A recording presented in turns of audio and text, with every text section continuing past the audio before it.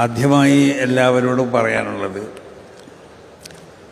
ഈ ആവശ്യമില്ലാതെ വെറുതെ തക്ബീറുകളൊക്കെ ചൊല്ലി അങ്ങനെ ഒരു പ്രവൃത്തിയൊന്നും ആരെ ഭാഗത്തുനിന്നും അങ്ങനത്തെ ഒരു അങ്ങനത്തെ ഒരു പതിവ് വേണ്ട.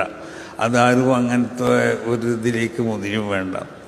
റസൂൽ സല്ലല്ലാഹു അലൈഹി വസല്ലം തങ്ങൾ പറഞ്ഞതുപോലെ ലാ തുഫദ്ദിലൂനി അലാ യൂശഅ ഇബ്നു മത്ത എന്ന് പറഞ്ഞു. യൂശഅ ഇബ്നു മത്തനേക്കാൾ, അതായത് യൂശഅ നബിനേക്കാൾ നിങ്ങളാരും ബഹുമാനിക്കുകയോ ആദരിക്കുകയോ പൊന്തിക്കുകയോ ചെയ്യരുത് എന്ന് പറഞ്ഞാൽ റസൂൽ സല്ലല്ലാഹു അലൈഹി വസല്ലം തങ്ങൾക്ക് യൂശഅ നബിനേക്കാൾ പ്രാധാന്യമില്ല എന്നോ, അല്ലെങ്കിൽ റസൂൽ അഷ്റഫുൽ ഖൽഖാണ്, അഷ്റഫുൽ അംബിയ ഒക്കെയാണ്, അത് നമുക്കറിയാലോ. പിന്നെ ആ വാക്കിൻ്റെ അർത്ഥം എന്താണെന്ന് ചോദിച്ചാൽ, നിങ്ങൾ ഒരാളെ ബഹുമാനിക്കുകയോ ആദരിക്കുകയോ ഒക്കെ ചെയ്യുമ്പോൾ അത് മറ്റുള്ളവർക്ക് പ്രയാസം ഉണ്ടാവുകയോ അവരെ ചെറുതാക്കുകയോ ചെയ്യുന്ന രൂപത്തിലുണ്ടാവാൻ പാടില്ല.